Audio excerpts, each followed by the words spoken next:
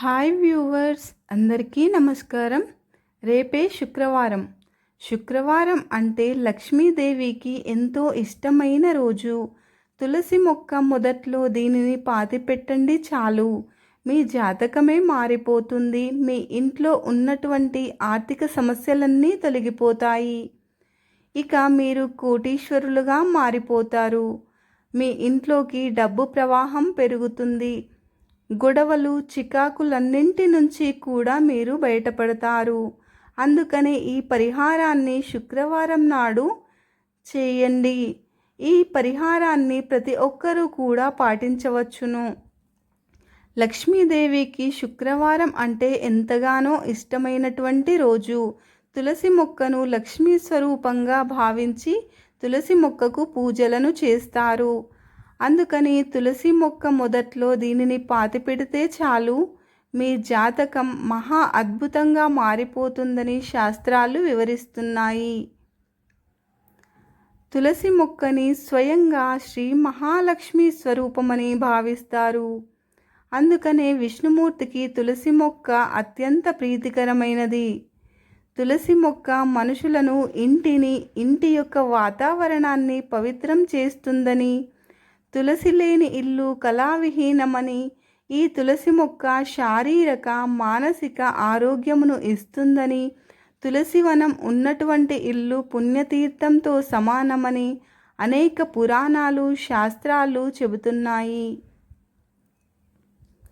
తులసి మొక్క మీ ఇంటి ఆవరణలో ఉన్నట్లయితే ఎలాంటి దుష్టశక్తులు పనిచేయవు. స్త్రీలు తులసి పూజలు చేస్తే అత్యంత శుభప్రదం. ఆరోగ్యపరంగా, ఆధ్యాత్మిక పరంగా ఎంతగానో పేరుగాంచిన ఈ తులసి మొక్క భూలోకంలో కల్పవృక్షంగా, దేవతా వృక్షంగా పేరు పొందింది. అయితే శుక్రవారం నాడు తులసి మొక్క మొదట్లో దేనిని పాతిపెట్టాలి అనే విషయాన్ని గురించి ఇప్పుడు మనం ఈ వీడియో ద్వారా తెలుసుకుందాం. అంతకన్నా ముందుగా మా వీడియోకి ఒక లైక్ వేసి, షేర్ చేసి మా ఛానల్ని సబ్స్క్రైబ్ చేసుకోండి. పూర్వం క్రిందట ఒకప్పుడు కైలాసంలో పార్వతీదేవి పరమేశ్వరునితో, ఓ ప్రాణనాథ, భూలోకంలో మానవులందరూ కూడా ధనార్జన కోసం ఎంతగానో శ్రమపడుతూనే ఉన్నారు. అయితే కొద్దిమంది మాత్రమే ఐశ్వర్యవంతులవుతున్నారు. అత్యధిక సంఖ్యలో దరిద్రులుగానే ఉండిపోతున్నారు. దీనికి గల కారణం ఏమిటి అని పార్వతీదేవి అడగగా, అప్పుడు ఆ పరమేశ్వరుడు చిన్న చిరునవ్వు నవ్వి, వైభవలక్ష్మి వ్రతాన్ని ఎవరైతే ఆచరిస్తారో వారి పట్ల మాత్రమే ఆ తల్లి యొక్క కృపాకటాక్షాలు ప్రసరింపబడతాయి. సర్వము వైభవలక్ష్మీదేవి దయను బట్టి ఉంటుంది అని చెబుతాడు. ఆ వైభవలక్ష్మీ దయకు పాత్రులైన వాళ్లకు మాత్రమే లక్ష్మీదేవి సిరి సంపదలను కలిగిస్తుంది. వారు చేసే ప్రతి పనిలో విజయులై అఖండ వైభవాలను సాధించగలుగుతారు.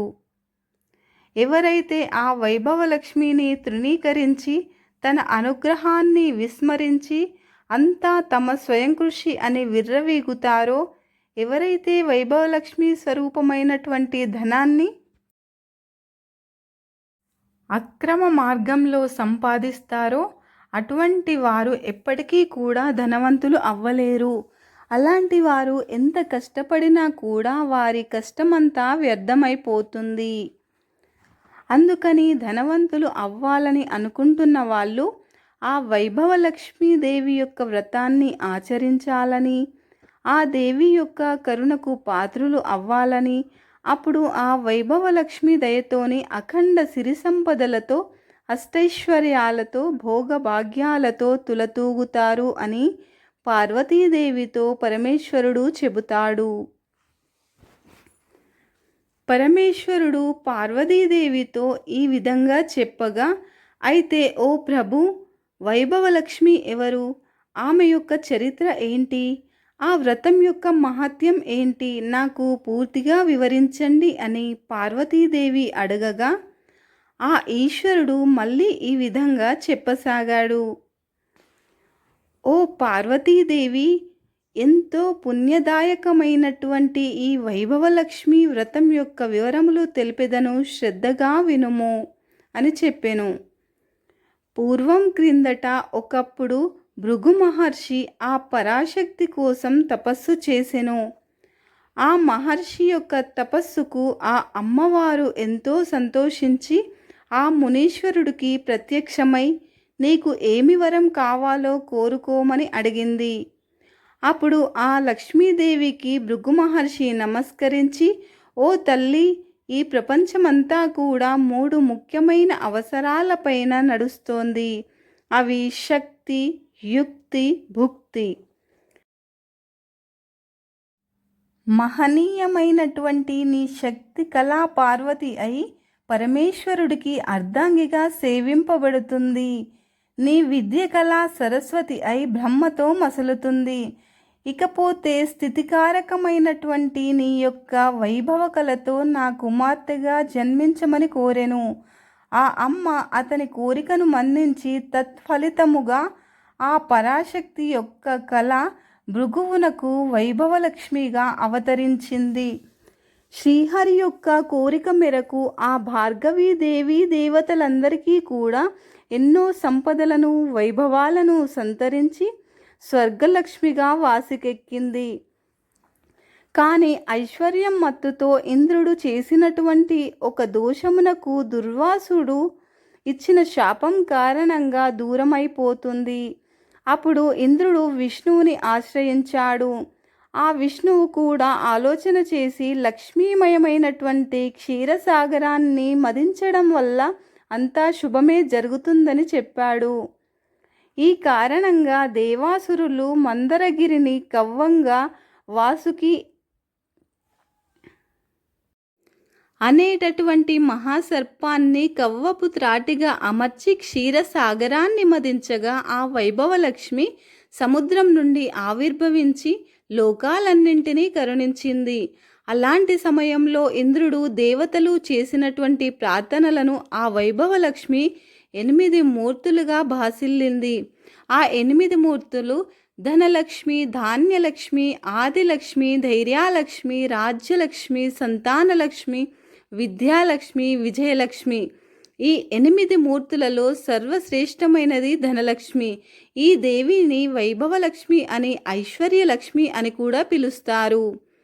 సర్వ ఐశ్వర్య ప్రదాయిని అయినటువంటి ఈ తల్లి మహా అభిమాని. తన యందు ఏ కొంచెం అపచారం జరిగినా కూడా ఆ తల్లి అస్సలు మన్నించదు. దానికి ఒక ఉదాహరణ చెబుతాను విను. పూర్వం క్రిందట త్రిమూర్తులలో సాత్వికులు ఎవరో పరీక్షించడానికి అదఋషులు అందరూ కలిసి లక్ష్మీదేవి తండ్రి అయినటువంటి భృగు మహర్షిని నిర్దేశించారు. దాని ఫలితంగా సత్యలోకానికి వెళ్ళినటువంటి భృగు మహర్షికి అక్కడ ఘోర అవమానం ఎదురవుతుంది. అతని రాకని ఎవ్వరూ పట్టించుకోలేనందుకు మహర్షికి కోపం వచ్చి బ్రహ్మదేవుడిని శపించి కైలాసానికి వెళ్ళాడు. కైలాసంలో కూడా పార్వతీ పరమేశ్వరులు మహర్షి యొక్క రాకని గమనించకుండా ఏమీ ఎరుగని వారి వలె ఉన్నారు. అది చూసినటువంటి భృగువునకు కోపం వచ్చి అక్కడి నుంచి వైకుంఠానికి చేరుతాడు. వైకుంఠంలో కూడా లక్ష్మీనారాయణ ఇద్దరూ పాచికలాటలో ఉండిపోయి ఈ భృగు మహర్షి రాకను గమనించలేరు. అందుకు ఆ మహర్షికి చాలా కోపం వచ్చి విష్ణువు యొక్క వక్షస్థలము పైన తన్నాడు. అయినా కూడా ఆ విష్ణుమూర్తి మహర్షి పైన కోపించకుండా ఆ మహర్షిని ఆరాధించి శాంతపరిచి పంపించి వేస్తాడు. తన నివాస స్థానమైనటువంటి విష్ణువు యొక్క వక్షస్థలాన్ని తన్నినందుకు, భృగువుని శిక్షించకుండా వదిలివేసినందుకు ఆ శ్రీహరి మీద అలిగి వైకుంఠాన్ని వదిలిపెట్టి వెళ్ళింది. ఈ విధంగా వైకుంఠాన్ని వదిలిపెట్టిన లక్ష్మీదేవి తన భక్తుల మీద ప్రేమతోని భూలోకమునకు వచ్చేసింది. ఆ కరుణామయమైన ఆ తల్లి యొక్క లీలలని ఎంత చెప్పినా తనివి తీరదు. ఉదాహరణకి ఒక కథ చెబుతాను. చాలా కాలం క్రిందట ప్రతిష్టానపురంలో గుణశీల, సుశీల, శీల, విశాల అనే నలుగురు అక్కా చెల్లెళ్ళు ఉండేవాళ్ళు. ఈ నలుగురు అక్కా చెల్లెళ్ళు శ్రీ వైభవలక్ష్మి యొక్క భక్తులు. ఈ నలుగురు కన్యలకు తమ సొంత గ్రామంలోనే ఉన్నత వంశస్థులైనటువంటి నలుగురు యువకులతో వివాహం జరిగినది. ఆ పిల్లలు అదృష్టవశాత్తు వారి భర్తలు నలుగురు వివిధ రకాల వృత్తులలో ఆస్తిపరులై మంచి ఆరోగ్యవంతులై విరాజిల్లేవారు. కానీ ఆ నలుగురికి రాను రాను వారిలో అహంకారం మొదలైంది, దైవచింతన తగ్గింది. ఈ వైభవం అంతా కూడా శ్రీ వైభవలక్ష్మీదేవి యొక్క అనుగ్రహం వలనే అన్న విషయాన్ని మరచిపోయి అంతా తమ వల్లనే అని భ్రమపడ్డారు. మహాపండితుడైన శీలభర్త తన యొక్క పాండిత్యం వలననే ప్రపంచమంతా కూడా తనని గౌరవిస్తుందని తనకు ఆ భావన కలిగింది. ఇందులో ఆ వైభవలక్ష్మి యొక్క దయ ఏమున్నది? నా నోట్లో విద్య ఉన్నది, ఎంతటి గొప్పవాళ్ళైనా సరే నాకు డబ్బులు ఇచ్చి సన్మాంజికం చేస్తారు అని తనకు తాను గొప్పగా భావించుకుంటాడు. ఎంతటి ధనవంతులైనా కూడా తన విద్య ముందర బలాదూర్ అనుకున్నాడు. అతని అహంకారానికి ఆ వైభవలక్ష్మీదేవి కోపగించి తగిన గుణపాఠాన్ని చెప్పాలని అనుకుంది. అంతటితో అతని యొక్క సంపాదన అంతా కూడా పూర్తిగా అయిపోయింది. తన యొక్క పాండిత్యానికి ఎలాంటి విలువ లేకుండా పోయింది. తను సంపాదించినటువంటి ధనం మొత్తం ఖర్చయిపోయింది. చివరికి తను కట్టుబట్టలతో మిగిలాడు. అతని దారిద్ర్యాన్ని చూసి సమాజం వెక్కిరిస్తుంది, తనని దూరంగా నెట్టివేస్తుంది. అతని యొక్క కుటుంబం అంతా కూడా ఆకలితో అలమటిస్తారు. సుశీల భర్త రాజస్థాన్లో దళపతిగా ఉండేవాడు. తను ఒకానొక యుద్ధంలో అపూర్వ విజయాన్ని సాధించి రాజుగారి చేత గౌరవించబడతాడు. తను అహంకారంతో ఈ ప్రపంచమంతా కూడా తన బలం ముందర దాసోహమే అని విర్రవీగుతాడు. తన ధనార్జనకి తన యొక్క బలమే కారణమని భ్రమిస్తాడు. అందులో ధనలక్ష్మి ప్రమేయమేమీ లేదు అని అనుకుంటాడు. అప్పుడు ఆ అమ్మవారు ఆగ్రహించి అంతటితో అతడి యొక్క సద్బుద్ధి మొత్తం నశించింది. అనుకోని వైరంతో గొప్ప ధనవంతుడైనటువంటి ఒక వ్యక్తితో గొడవకు దిగుతాడు.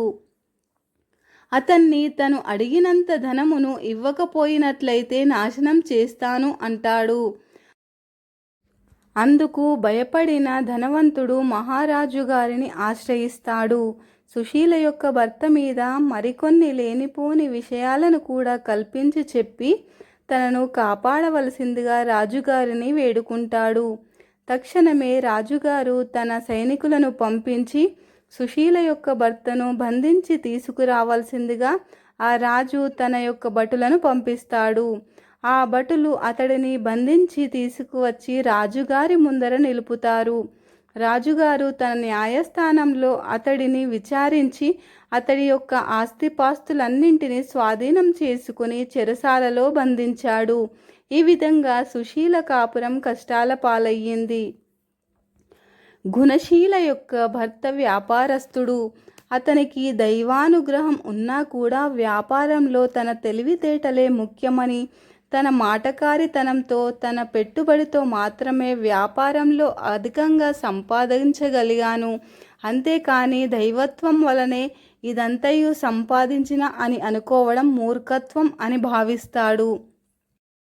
అతను దైవారాధనలన్నింటినీ మానేసి అతనికి ఉన్నటువంటి తలపొగరు వలన సాటి వ్యాపారస్తులు అతడికి సహకరించడం మానివేశారు. అతని యొక్క వ్యాపారం సన్నగిల్లుతుంది, రాబడి అంతా తగ్గిపోతుంది, తన కుటుంబం మూలుగుతుంది. అధిక సంపాదన వలన చెడు స్నేహాలు పెరుగుతాయి. తనకు తానుగా కష్టపడే సంపాదించాను, ఈ సంపాదనతోనే సుఖపడాలి కానీ పూజలు వ్రతాలు అంటూ వృధా ఖర్చులు చేయడం ఎందుకు అని అనుకుంటాడు. దాని వలన చెడు స్నేహితుల వల్ల దుర్వాసనల పాలవుతాడు. మద్యపానం, జూదం మొదలగు చెడు వ్యసనాలకు బానిస అవుతాడు. ఇలాంటి కారణాల వల్ల అతని సంపాదన అంతా కూడా హారతి కర్పూరంలాగా కరిగిపోతుంది. చివరికి అతడు దరిద్రుడైపోతాడు. పేదరికపు బాధ, రుణదాతల పీడ, వదులుకోలేని వ్యసనాలతో అతడు దుర్మార్గుడిగా మారుతాడు. ఈ నలుగురు అక్కా చెల్లెళ్ళు మాత్రం ఏదో ఒకరోజు ఆ జగన్మాత వైభవలక్ష్మీదేవి అనుగ్రహిస్తుందని, తమ యొక్క భర్తలని ఆ వైభవలక్ష్మీదేవి మంచి దారికి తెస్తుందని, మళ్ళీ మాకు పూర్వపు వైభవాన్ని కలిగిస్తుందని నమ్మేవాళ్ళు. మేము పస్తులు ఉండినా సరే కానీ మా యొక్క బిడ్డలకైనా రవ్వంత ఆహారాన్ని సంపాదించమని పదే పదే ఆ వైభవలక్ష్మీదేవిని ప్రార్థిస్తారు. ఆ అమ్మవారికి వాళ్ళపైన దయవచ్చి ఒకరోజు నలుగురు అక్కా చెల్లెళ్ళు కలిసి తనను ప్రార్థిస్తున్నటువంటి శుభ సందర్భంలో ఆ వైపు లక్ష్మీదేవి ఒక వృద్ధ స్త్రీ రూపంలో వచ్చి వారిని పలకరించి వాళ్ళకి ఇలా చెబుతుంది: పిల్లలు, మీ భక్తిని చూస్తుంటే నాకు చాలా ముచ్చటేస్తుంది. మీరు ఏ వైభవలక్ష్మీదేవి అనుగ్రహానికి ఇంతగా ఆవేదన పడుతున్నారో వైభవలక్ష్మీదేవి యొక్క ప్రసాదం మీకు తొందరగా అందే మార్గం చెప్తాను. తక్షణమే మీ నలుగురు అక్కా చెల్లెళ్ళు మీ పిల్లలు వైభవలక్ష్మి వ్రతాన్ని చేయండి అని అవ్వ చెప్పింది. ఇది విన్న అక్కా చెల్లెళ్ళు అత్యంత సంతుష్ట హృదయంతో ఈ వ్రతాన్ని మేము ఎలా చేయాలి, ఏ విధంగా చేయాలి, ప్రస్తుతము మేము దారిద్ర్య స్థితిలో ఉన్నాము, అయితే ఈ వ్రతాన్ని చేయడానికి ఎంత ఖర్చు అవుతుంది అవ్వ అని ప్రశ్నించారు. అందుకు ఆ అవ్వ మందహాసం చేస్తూ ఈ విధంగా చెప్పింది: ఓ అమ్మాయిలు, మీరు అంతగా భయపడవలసిన పనేమీ లేదు. ఎందుకంటే ఇది అధిక ఖర్చుతో కూడుకున్నటువంటి పనేమీ కాదు. 4, 6, 8, 11, 21 గురువారాలలో కానీ లేదా శుక్రవారాలలో కానీ ఈ వ్రతాన్ని చెయ్యాలి. అయితే ఈ వ్రతాన్ని గురువారం చేసేవాళ్ళు మీరు ఎన్ని వారాలనైతే మొక్కుకుంటారో అన్ని వారాలు వ్రతాన్ని పూర్తి చేసి ఆఖరి వారం ముగిసిన తర్వాత మరునాడు అనగా శుక్రవారం రోజున ఉద్యాపన చేయాలి. శుక్రవారం రోజున ఈ వ్రతాన్ని ఆచరించే వాళ్ళు ఆఖరి శుక్రవారం రోజునే ఉద్యాపన చేసుకోవాలి. మీకు వీలైనటువంటి వారం గురువారం కానీ లేదా శుక్రవారం రోజు కానీ ఉదయమే నిద్రలేచి మీరు కాలకృత్యాలను తీర్చుకొని మీ ఇంటిని చక్కగా శుభ్రపరచుకొని తలంటు స్నానం చేసి, అమ్మ వైభవలక్ష్మీదేవి, మీరు గురువారం కానీ లేదా శుక్రవారం కానీ మీరు ఎన్ని వారాలనైతే చేస్తారో అన్ని వారాలని మీ మనసులో అనుకొని, మేము నీ వ్రతాన్ని ఆచరిస్తాము, మాకు తగినంత శక్తిని ప్రసాదించమని, నేను చేసేటటువంటి ఈ వ్రతంతో సంతృప్తిరాలవై నా యొక్క కోరికలను నెరవేర్చాలని కోరుకోవాలి. ఆ రోజంతా కూడా మీరు ఉపవాసం ఉండి సాయంత్రం పూట సూర్యాస్తమయం అయిన తరువాత పూజను ప్రారంభించాలి. ఈ వ్రతం చేయడానికి ఖర్చు ముఖ్యం కాదు, శుచి శుభ్రతతో భక్తితో నియమ నిష్టలతో చేయడం చాలా ముఖ్యం.